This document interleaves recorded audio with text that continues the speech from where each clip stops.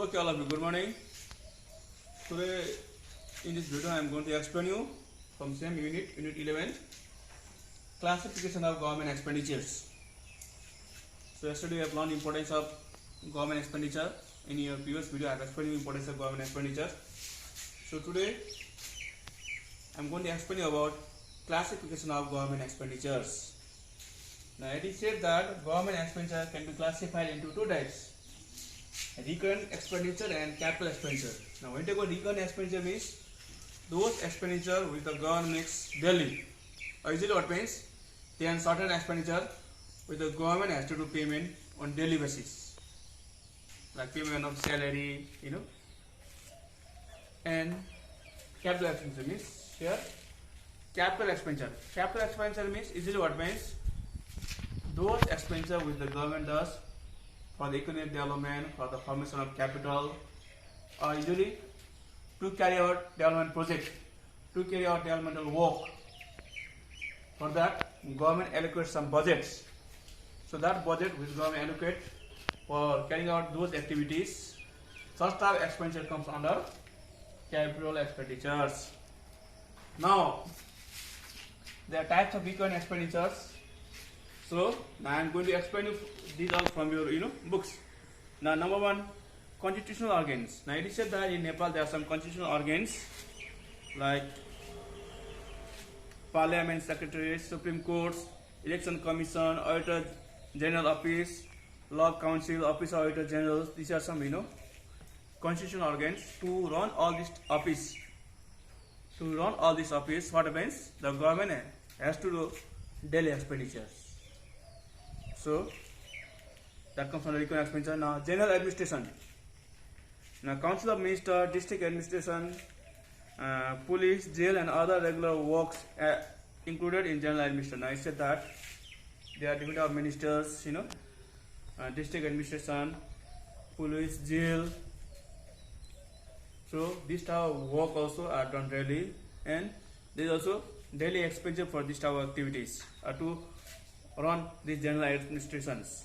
So this also come under recurrent expenditures. Now revenue administration, land revenue, custom, excise, and others expenses come under revenue administration. Now it said that to collect land revenue or other revenue in a country, there are some revenue offices where many workers are working, many employees are there. So payments will be made for such employee also on daily basis. So they also come under what? Recurrent expenditures. Now economic administration and planning, statistics, office of auditor, controller, measurement, etc. are included in economic, administrative, and planning. So to carry out this planning, static, and so to run this activity also, certain offices are there. Such offices also are running daily. So there is also some daily expenditure. So they also come under these recurrent expenditures. Now judicial administrations. It includes court and court for prevention of misuse of authority. Now, so for judicial administration, like different of courts are there. So the courts which are usually working so that the government authority will not be misused. For that also what means office are there. So there is also some daily expenditure. They also comes under this what? Daily expenditure. Now foreign service, it includes expenditure on foreign service such as embassy and consultancy. Now there are some embassy and consultancy which are running also in different nations, So there is also daily expenditure for the such type of office. They also come from the recurrent expenditures. Now defense. Now defense is talking about management of security in the nations. So for the management of security in the nation, what means army, police, are there. So they also should be daily expenditure for the army, polices, or they should be given daily salary for the army, polices. That also comes under recurrent expenditures. Social services.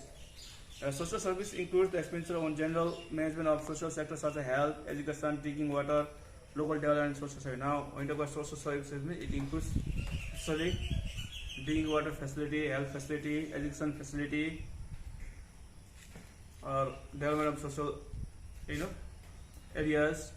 So we said that to run such activity also, not to provide education. Now daily school, college are running. So the daily expenditure in school, colleges, the hospitals are there. So the daily expenditure on hospitals and helpers. So now many drinking water projects are there. So many water tanks are there. In that water tank, different workers are working over there. So for them also daily payment should be given. So they also come under this what taken expenditures. Okay, now capital expenditure. Now capital expenditure means already I have told you that the expenditure which are done for the economic gain or for the formation of capital to carry out some economic activity or to carry out some development activity. Certain budget are allocated to that budget which are allocated to do those activities. They comes under what? Capital expenditures. Now